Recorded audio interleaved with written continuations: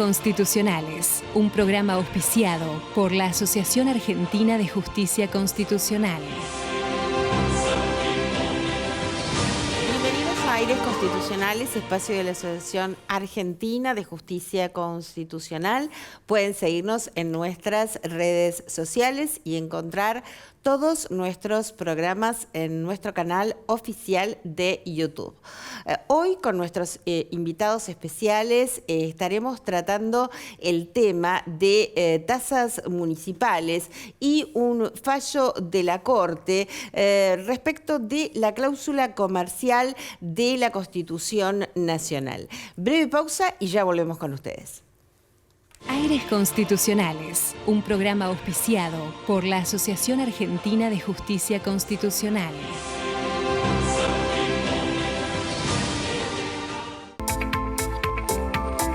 Alfa 2000 Soluciones Informáticas, empresa líder en software para comercio exterior, presenta la firma digital para firmar todo tipo de documentación de una forma práctica y segura. Software a medida para todo tipo de operaciones. Comuníquese al 4345-5150. www.alfa2000.com.ar. En Vicente López la seguridad siempre fue una prioridad. Tenemos más de 2000 cámaras funcionando y sumamos más patrullas en las calles. Porque cuando de seguridad se trata, no tenemos excusas. Trabajamos para mejorar ayer, hoy y siempre. Vivamos Vicente López.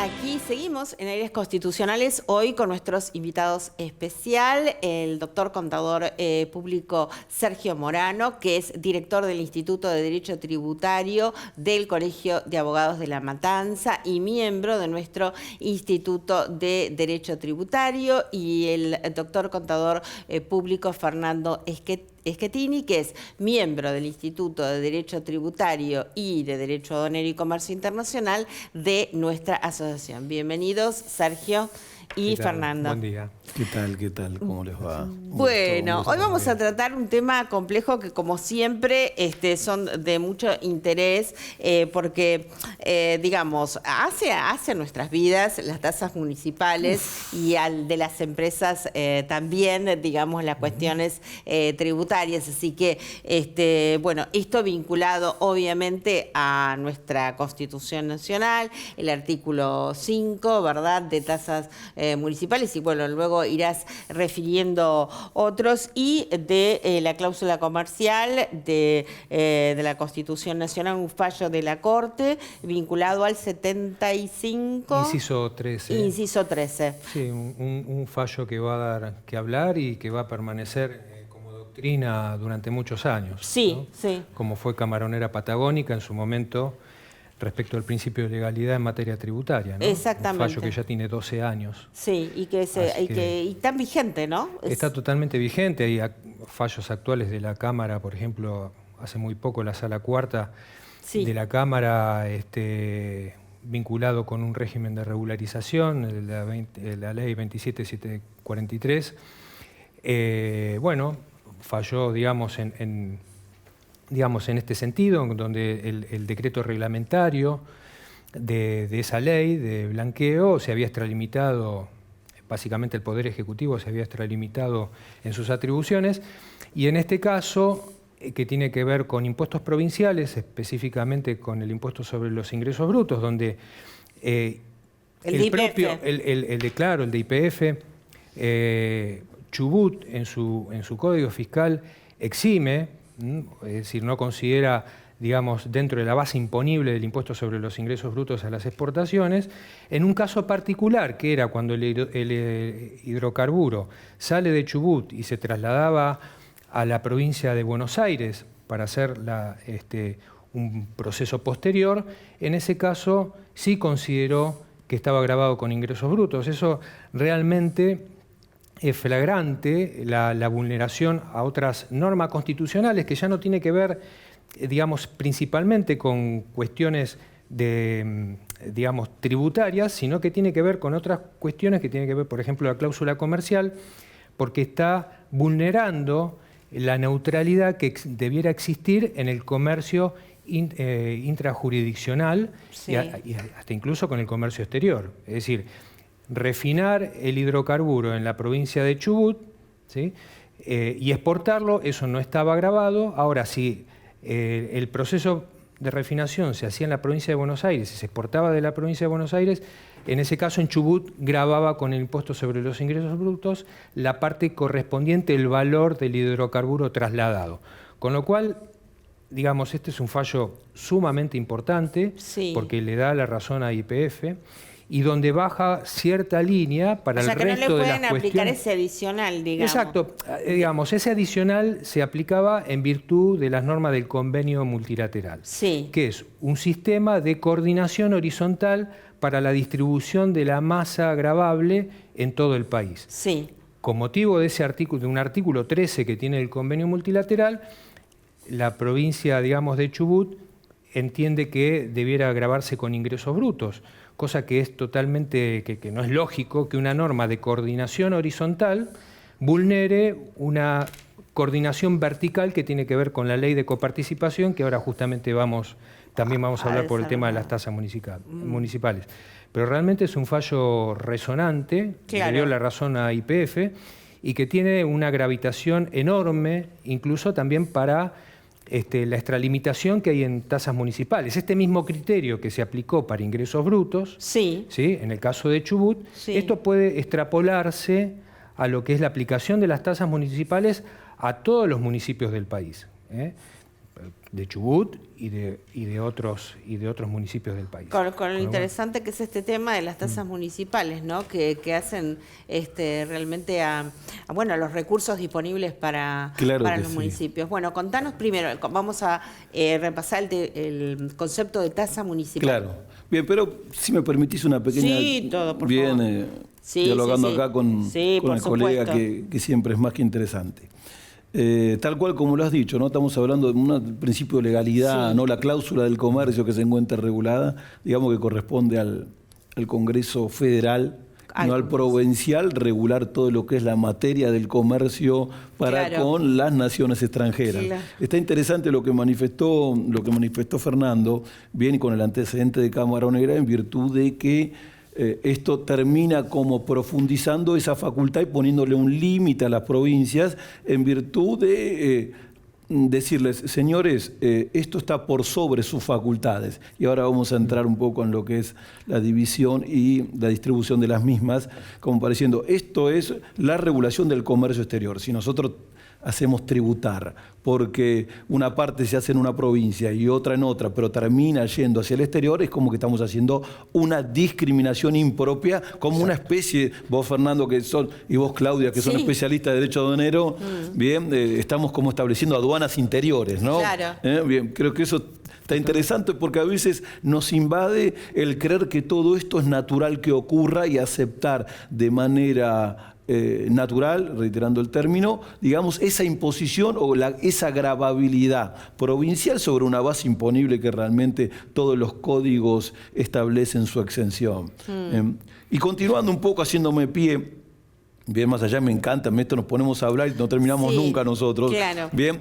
Cuando hablamos de lo que es tributación, estamos hablando del sistema rentístico de la nación. Y cuando hablamos de sistemas rentísticos, hablamos del artículo 4 y el 75.2 de la Constitución, que es la cuestión de distribución de competencias. Es decir, sabemos bien que todo lo que está vinculado con el comercio exterior corresponde a la nación, lo que es imposición indirecta es concurrente con las provincias y lo que es imposición directa es excluyente de la provincia y de manera transitoria de la nación, como es por digamos, algún tipo de necesidad o una norma que lo establezca de manera temporaria.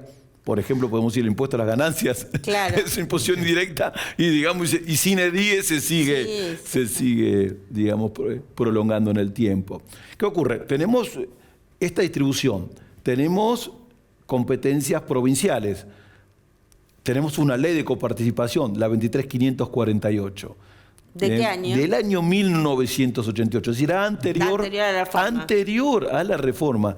Bien, que en su artículo, la reforma de la Constitución, que en su artículo 75, inciso 2, establece, por un medio de una cláusula transitoria, la obligatoriedad de el Congreso, teniendo como Cámara de origen la Cámara de Senado, el establecer una ley de coparticipación teniendo en cuenta los principios de equidad, solidaridad. Y ahí tenés omisión legislativa. Omisión legislativa que muchas personas, muchos tributaristas, bien, como entre ellos Juan Manuel Álvarez Echavarri, manifiesta que la ley 23.548 tiene como cierta ilegitimidad hoy día. Porque ¿qué ocurre? Y yendo a las tasas, ¿no? Que cuando hablamos de tasas, hablamos del artículo 5 de la Constitución, el 123, y si son tasas, estamos hablando de municipios. Municipios, digamos, ese Estado nacional, provincial, municipal, que es el que más cerca se encuentra de lo que es la población, de nosotros, los de a pie. Y esto viene a colación de lo que son las tasas. ¿Qué ocurre?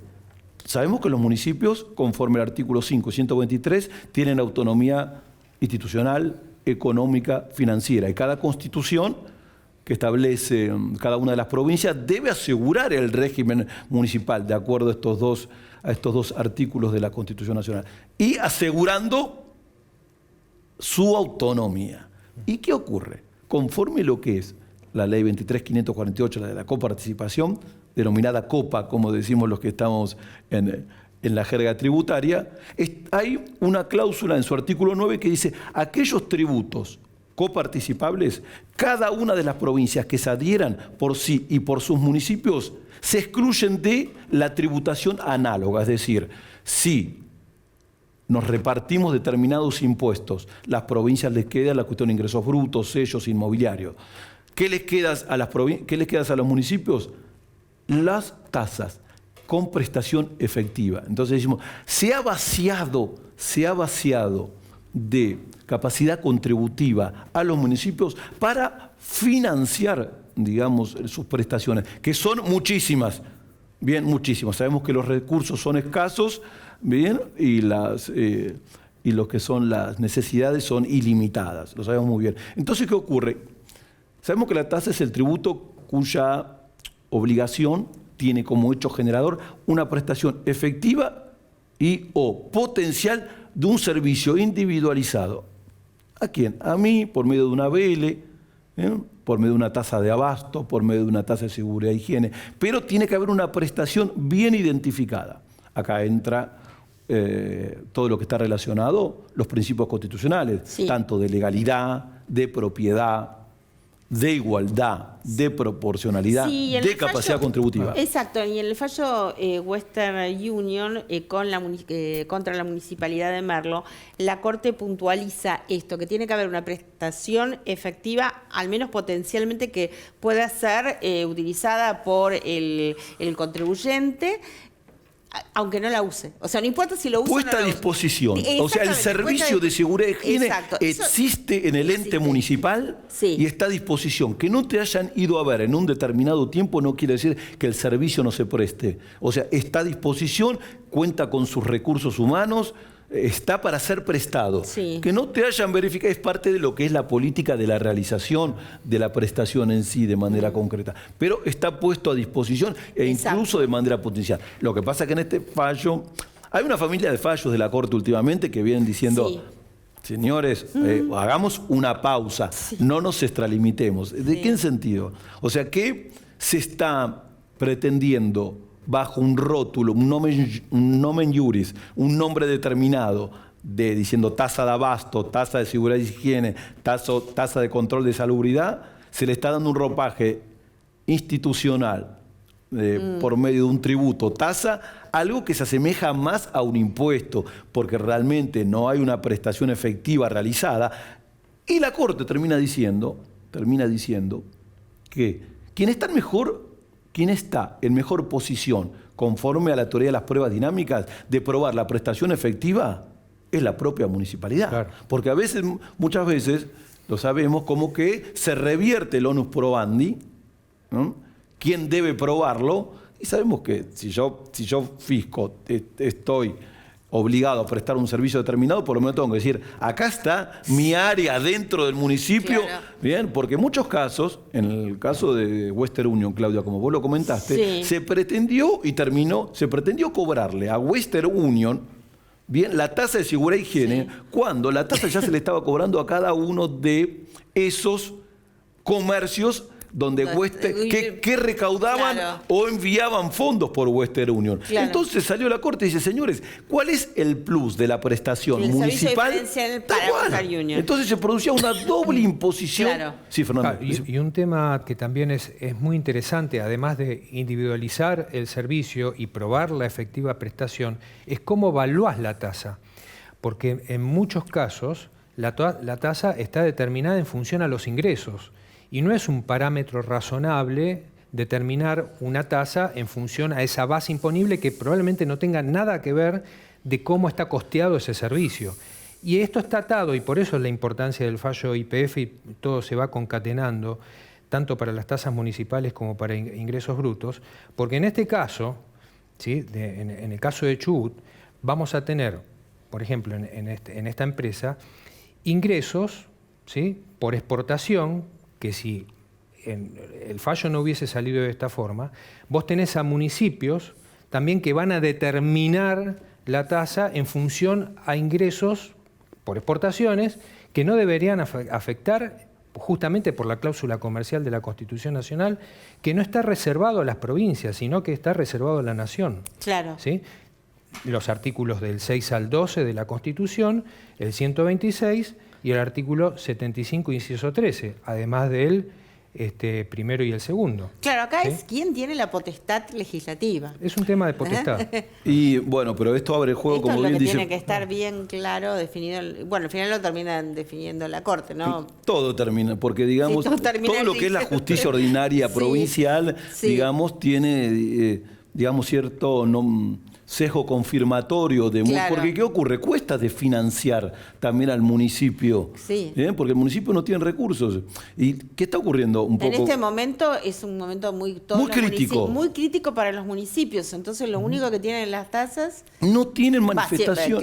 Claudia, solo le quedan las tasas. Es muy poco. Y tenemos que tener en cuenta que la tasa es un tributo vinculado. Es decir, hay una relación directa entre la prestación y el sujeto individualizado. Y a su vez, no hay una exactitud matemática respecto del costo que debe ser financiado. Pero ¿qué ocurre? El valor de la tasa que se le cobra al contribuyente lo que se recauda no debe ser muy lejano a lo que es el costo de la prestación más todos los servicios indirectos para llevar adelante la prestación, como puede ser la propia oficina de los inspectores, los propios costos indirectos municipales. Ahora, es decir, hay una vinculación. Sí, ahora, qué preocupante esto, ¿no? Supongamos que no le alcanza al municipio para cubrir las prestaciones que marcan las necesidades básicas, digamos, de sus contribuyentes. ¿Qué sucede allí? Porque no puede inventar. Y se producen extralimitaciones, Claudia. Empieza a ocurrir esto. Empiezan a aparecer, primero, extralimitaciones en la creación de determinadas tasas. ¿A qué llamas extralimitación? Y digamos cuando bajo un ropaje de tasa es bajo un ropaje, tal cual. Podemos hablar del caso de lo que fue la tasa ecológica de Bariloche, era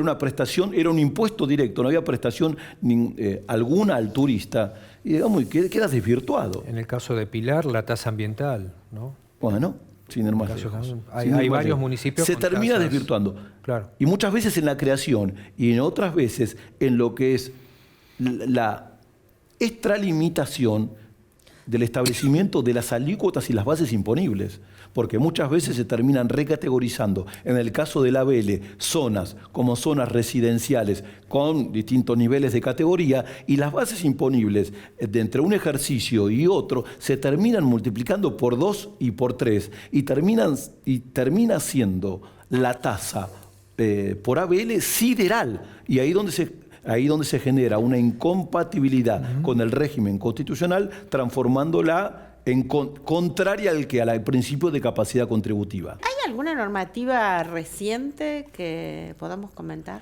Sí, hay una normativa de rango inferior, una resolución, la 267 de la Secretaría de Comercio e Industria, dependiente del Ministerio de Economía, del año 2024, que en algún punto, digamos, bajo otra mirada de lo que es la imposición y tratando de llevar adelante, digamos, la reducción de algunos bases de tributación como son las tasas, se prohibió incorporar a las tasas municipales dentro de lo que son el cobro de los servicios públicos, para decir claro, en la boleta de luz, agua u otro servicio, del cobro de la tasa municipal correspondiente al municipio, digamos, de donde se encuentra ese contribuyente, bien, argumentando que tenés la facultad para someter a tributación, pero yo no te voy a permitir, por medio de lo que es el cobro de un servicio cualquiera, el cobro de tu tasa. Es como que se ha pretendido limitar. Hemos tenido fallos contrarios y algunos a favor, como por ejemplo de la Cámara Federal de San Martín, que dice, no estoy invalidándote la tasa, lo que no te estoy permitiendo que me utilices el servicio público para cobrarla. Te doy un plazo para que readecues tu sistema de cobranza. El sistema de cobranza. Tal cual, tal cual. En otros lados, en el caso de La Plata, se terminó validando el cobro de esa manera, argumentando que la resolución de la Secretaría se intrometía en lo que es la autonomía económica financiera de los municipios, que se encuentra con rango constitucional en el artículo 123. Perfecto. ¿Alguna opinión, Fernando, al respecto? Digamos, es una resolución bastante impactante, ¿no? En el sentido de decir, bueno... Es un poco, va en línea, y como va el fallo de la Corte, va en línea en ordenar y transparentar el costo de los servicios, ¿no? Porque si no se empieza a confundir el costo de un servicio con una tasa municipal. Entonces tiene que ser mucho más transparente, ¿no? esto, ¿no? Claro, ahí digo, sin ser tributarista, pero es como que se están mezclando. Lo que pasa es que, bueno, son esquemas que vienen, que están muy enraizados, vienen históricos, tienen, digamos, tienen legislación provincial incluso que los ha terminado sosteniendo, dándole legitimidad, pero hoy también aparece el derecho del consumidor, que tiene raigambre constitucional. Entonces, artículo 42. Tal cual. Entonces empiezan a aparecer un juego, una contraposición, un contrapesos de distintos intereses y distintos derechos que están en colisión y que hay que tratar de que todo se mantenga de pie y buscar un esquema que permita no desfinanciar a los municipios, porque no hay que agarrársela con los municipios. Tiene que obviamente que cobrarse, eso nadie lo niega. En su justa medida y de manera vinculada. El tema es cómo. Lo que pasa que hay ya hace muchos años donde se vienen implementando mecanismos recaudatorios como agentes de retención y percepción en forma totalmente abusiva y excesiva. Pasa con el CIRCREV, por ejemplo, en el caso de ingresos brutos, donde hay muchas quejas. Y es decir, vos le estás trasladando que te aparece en el resumen. El trabajo de recaudación, se lo estás trasladando a un particular sin una remuneración acorde. Digamos, es más trabajo. ¿Sí? Para el perceptor de la tasa o el perceptor del impuesto, es un trabajo adicional que eso no se lo remunera a nadie, porque esa persona tiene que recaudar y después tiene que tener un trabajo administrativo de contabilización, administración, y después lo tiene que depositar en las cuentas del fisco. Perdón, a ver, Fernando, ¿es el que nos aparece, digamos, en las cuentas bancarias? Exactamente. Bueno, en ese caso son los bancos, ¿no? Los bancos, que actúan como agentes de recaudación. Exacto. Bueno, así como están los bancos, o las empresas de servicios públicos, es una tarea, una actividad donde no está remunerada. Entonces el Estado le está dando esa potestad, le está dando el trabajo de recaudación sin una contraprestación acorde. ¿Sí? Es un abuso. Entonces me parece que... Y confunde, porque yo cuando lo recibo digo, ¿por qué esto aparece acá? Exactamente. Claro, exactamente. Te confunde, claro que sí. Confunde. Te confunde y te quita una parte de tu ingreso. Sí, absolutamente. Pero bueno, ese es el tributo, ¿no? También. Absolutamente. Y ya estamos terminando, ¿qué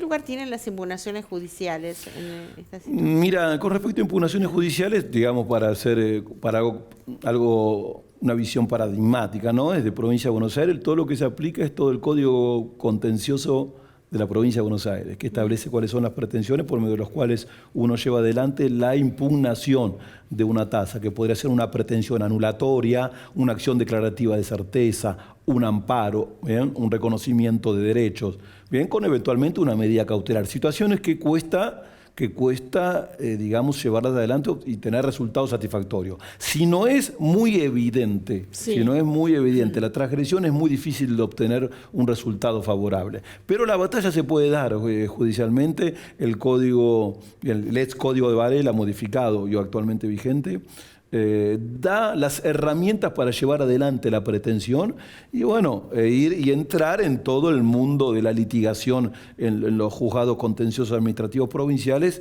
de manera particular. No, y aparte es el derecho de la tutela judicial efectiva, ¿no? Del artículo 18. Totalmente. Sí, existe, la tutela existe. Después, bueno, vos hablaste de efectiva, Claro. Instrumentalmente existe. Después hay que llegar porque no podemos soslayar que la recaudación es imprescindible. El tema, si es muy evidente la transgresión del límite. Si es muy evidente la transgresión del límite, entiendo que las vías procesales son idóneas para cuando no está, cuando es o no evidente, pero en esos casos creo que la posibilidad de éxito es bastante mayor. Bueno, una vez más agradecerle su presencia en el programa, explicar temas tan técnicos que son muy importantes para la población, para la audiencia, porque es el dinero que sale en nuestro bolsillo, ¿no? La recaudación del Estado depende de los contribuyentes. Tal cual, Claudia. Bueno, muy bien. Entonces vamos despidiendo de este programa para, agradeciéndole a los invitados, como dije, su presencia y nos vemos la próxima semana, como siempre, aquí por Metro.